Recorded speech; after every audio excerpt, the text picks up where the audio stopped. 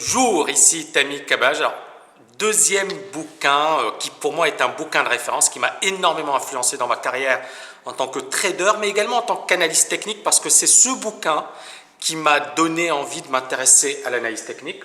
C'est Market Wizards. Alors, Market Wizards, il y a également l'autre bouquin, c'est The New Market Wizards. Et il y a également un troisième ouvrage qu'a écrit alors Jack Schwager, qui est Interviews with Top Traders. C'était les hedge fund wizards. Bref, le premier bouquin, Market Wizards, qui est d'ailleurs traduit en français, c'est pour moi de loin le meilleur. C'est de loin pour moi celui qui m'a le plus inspiré, qui m'a le plus motivé, qui m'a le plus donné envie de faire ce métier. Alors qu'est-ce qu'il comprend ce bouquin? Alors tout d'abord, il revient sur le parcours de plusieurs traders. Et pour chaque trader, il va bien évidemment revenir sur son parcours, ses échecs, ses réussites et sa méthode, d'accord? Et donc ça c'est hyper intéressant parce qu'il revient sur la méthodologie. Chez beaucoup de traders, on retrouve l'importance de la psychologie, l'importance de la patience, l'importance de la persévérance, bref, les qualités qui sont indispensables pour eux réussir dans ce métier. Et autre point qui m'avait marqué, c'est que chez quasiment tous les traders, on retrouvait la présence de l'analyse technique, que ce soit Bruce Kovner, que ce soit Paul Tudor Jones, qui est quand même pour moi l'une des références dans le domaine du trading jusqu'à aujourd'hui. Son fonds, il est toujours hyper performant. Bruce Kovner également, qui était à Harvard, qui n'a pas fini son doctorat, qui ensuite est devenu chauffeur de taxi pour payer justement ses fins de mois difficiles et qui par hasard a rejoint Commodities Corporation et est devenu un immense trader dans le domaine des devises. Donc, énormément de parcours très riches, très intéressants et surtout effectivement il y a beaucoup de leçons qu'on peut tirer de ce bouquin. Alors je vais revenir ici rapidement sur quelques leçons que j'ai retirées justement de ce bouquin. Première leçon, l'importance de la persévérance. Alors on va revenir rapidement sur le parcours de Michael Marcus. Michael Marcus, alors c'est un docteur en psychologie, c'est quelqu'un d'hyper brillant au niveau des études et il découvre le trading un peu par hasard. C'est une personne qui l'initie, qui lui dit tiens, donne-moi de l'argent et tu me payes un petit montant et je vais te le faire fructifier. Bien évidemment, il lui fait perdre tout son argent, mais pour Michael Marcus, c'est grâce à cet énergumène qu'il a réussi à justement s'intéresser au marché. Et donc il s'est dit tiens, moi ça m'intéresse. Et donc il a été ruiné une fois, une deuxième fois, une troisième fois, une quatrième fois, une cinquième fois. Il a été ruiné à 5 reprises.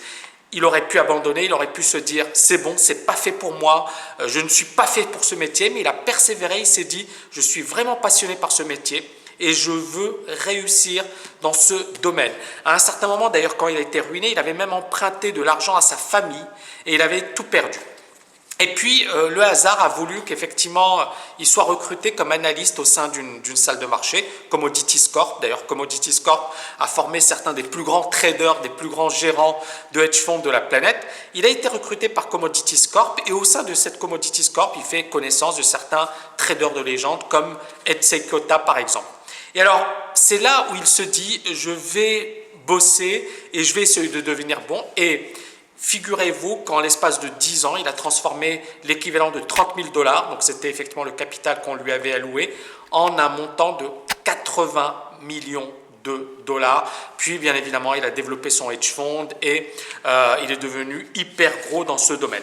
Donc premier exemple qui pour moi est un exemple marquant, celui de Michael Marcus, c'est bien évidemment la leçon que j'en ai tirée, c'est l'importance d'être persévérant, l'importance d'aller jusqu'au bout et de ne jamais abandonner. Deuxième exemple, justement, on est toujours dans cette persévérance, c'est croire dans ses rêves et prendre des risques, bien évidemment. Et là, je vais revenir sur le parcours de Tom Baldwin. Tom Baldwin, c'est qui? Alors, Tom Baldwin, c'est quelqu'un qui avait fait des études, mais ce n'était pas un niveau très élevé. Il avait même travaillé dans une boucherie et il se dit, c'est pas mon truc, je veux réussir dans le trading. Le problème, c'est qu'il n'a pas beaucoup d'argent. Il a une femme qui est enceinte, donc il attend un enfant et il a un petit capital et il se dit tiens, je vais devenir trader sur le pit. Donc il utilise ses maigres économies à l'époque, 25 000 $, c'était pas mal, mais 25 000 $ pour trader. et pour vivre, pour nourrir sa famille, etc. C'est pas énorme. Donc il rejoint effectivement le pit et puis bien évidemment il voit des personnes qui se font massacrer du jour au lendemain, qui se font éjecter des marchés. Et il se dit je vais être prudent. Donc il étudie les opérateurs, il les étudie, il les regarde quotidiennement, comment ils font, comment ils travaillent, comment ils se comportent, comment ils tradent. Quelles sont les configurations les plus intéressantes, qui fonctionnent le mieux. Et puis, à force effectivement de noter le comportement et les prises de position de ses camarades, il va commencer à prendre des positions, mais au départ, il prend très peu de risques. Un lot, un lot, un lot, un lot. Et puis, lorsqu'effectivement son niveau commence à devenir meilleur, il monte sa prise de risque, il prend de risques de plus en plus importants et bien évidemment, la première année, il gagne l'équivalent de 1 million de dollars. Pas mal pour quelqu'un qui a commencé avec 25 000 dollars. Et puis bien évidemment, il devient une légende du pit à tel point qu'on va le surnommer le King of the Pit de Chicago. Troisième leçon intéressante de ce bouquin, c'est l'importance du timing, de la gestion des risques. Également le fait d'avoir peur des marchés. Et là, je reviens rapidement sur le parcours de Mark Weinstein. Alors, Mark Weinstein, c'est également quelqu'un qui a eu effectivement pas mal de mésaventures à ses débuts. Il a gagné beaucoup, il a perdu énormément d'argent, notamment sur l'or. Et ça aurait pu effectivement le pousser à abandonner totalement les marchés. Et il a persévéré, il a continué. Mais surtout, effectivement, ce qui est intéressant avec ce monsieur, c'est qu'il a beaucoup insisté sur l'importance du timing. L'importance de prendre peu de risques. Et il a dit, moi je suis hyper conservateur, j'ai peur des marchés. Et comment faire pour justement éviter de me faire massacrer par les marchés? Eh bien, je prends peu de risques. Et donc, j'essaie d'avoir le meilleur timing qui soit, ce qui fait qu'effectivement, on dit de ce trader qu'il a une probabilité de succès qui dépasse largement les 95%. Alors, autre point intéressant de Mark Weinstein, c'est qu'il a fait allusion dans son trading au guépard, cheetah en américain. Et alors, il a parlé du guépard, il a dit voilà, le guépard c'est probablement l'animal le plus rapide de la planète, mais c'est également l'animal le plus patient. C'est un animal qui s'essouffle vite, donc effectivement il doit doser ses efforts et il doit partir, il doit foncer sur sa proie si et seulement si il est sûr de pouvoir l'attraper. Et alors il parle du guépard, il dit voilà, lorsque le guépard effectivement va chasser, qu'est-ce qu'il fait? Il reste à l'affût et il va repérer une antilope. Mais pas n'importe quelle antilope, une antilope malade, blessée, jeune, bref, une antilope qu'il a toutes les chances de pouvoir attraper. En trading, c'est quoi le rapport avec le trading? Ben justement, en trading, il y a des configurations qui sont parfois hyper dangereuses, peu claires, peu évidentes. La grande majorité des traders vont foncer dessus. Les bons traders, les traders les plus patients, les plus prudents, les plus conservateurs vont éviter de se positionner. Ils vont attendre justement la meilleure configuration avant de se positionner. Et c'est ce que fait Mark Weinstein. Et ça m'a beaucoup influencé également dans ma manière de travailler, dans ma manière de trader et d'appréhender les marchés. Le quatrième trader, c'est également un trader de légende, c'est Ed Seykota. Ed Seykota, c'est un ingénieur du MIT. Le MIT, c'est l'équivalent de Polytechnique aux États-Unis. C'est bien plus réputé au niveau mondial que l'école polytechnique parce que c'est mondial justement. MIT, on a des cerveaux de la planète entière qui y travaillent et qui y étudient. Et alors, Ed Seykota, qui est un ingénieur du MIT, qui a un esprit brillant, on lui pose des questions sur les fondamentaux. Jacques Schwager lui dit « Qu'est-ce que vous pensez des fondamentaux ?» Il dit « Moi, je les appelle les fundamentals. » Pas fundamentals, mais fundamentals. Funny, c'est rigolo, et mentals pour fondamentaux. Et pourquoi il les appelle les fundamentals? Parce que justement, le plus important, ce n'est pas la news, mais ce que font les opérateurs. Et alors, Ed Seykota, il a une phrase qui est très belle. Il dit, voilà, un trader, il doit effectivement réfléchir comme un surfeur, pas quelqu'un qui fait de la physique quantique. Donc, dès qu'il voit une vague, il l'apprend. Il ne se pose pas des questions existentielles. Oui, comment se forme la vague, le pourquoi du comment. Non, non, il voit la vague et il attaque. Et donc, le trading, c'est un peu ça. Il y a ce côté presque animal. Lorsqu'on voit des positions, on on attaque, on ne se pose pas énormément de questions. Et Etsekota, il revient justement sur ça, et il revient également sur un autre point, sur est-ce que les marchés sont injustes. Il y a beaucoup de gens qui se plaignent, qui disent finalement les marchés me font perdre, je n'ai pas pu gagner sur les marchés, etc. Il dit finalement tout le monde trouve ce qu'il veut sur les marchés. Si vous voulez réussir sur les marchés, eh bien c'est possible, mais il faut se donner les moyens, il faut travailler comme un malade. Maintenant, effectivement, si vous êtes là à vous plaindre, ou si vous voulez justement qu'on vous plaigne, eh bien c'est très facile. Le marché, c'est un endroit idéal parce qu'on va perdre très rapidement de l'argent, et puis après, on devient la victime idéale. Donc, pour effectivement être Etsekota, le fait d'être gagnant ou perdant, ça ne dépend que de nous, et bien évidemment de notre travail.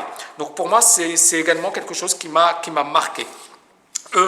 Je reviens rapidement sur le parcours et là c'est la 5e leçon et on pourrait dire justement l'importance de savoir rebondir. On revient sur le parcours de Bruce Kovner. Bruce Kovner, pour ceux qui le connaissent, c'est l'un des traders légendes de la planète. Et également, ce monsieur, il avait un doctorat, enfin il a fait des études de sciences politiques à Harvard. Problème, c'est qu'il préparait un doctorat à Harvard et à un certain moment, il a eu le syndrome de la page blanche. Il n'arrivait plus à écrire quelque chose. Il était complètement bloqué. Et donc, à un certain moment, il s'est dit, bon, qu'est-ce que je vais faire? Bon, il n'avait pas le choix, il fallait bien qu'il se nourrisse. Il a fait taxi.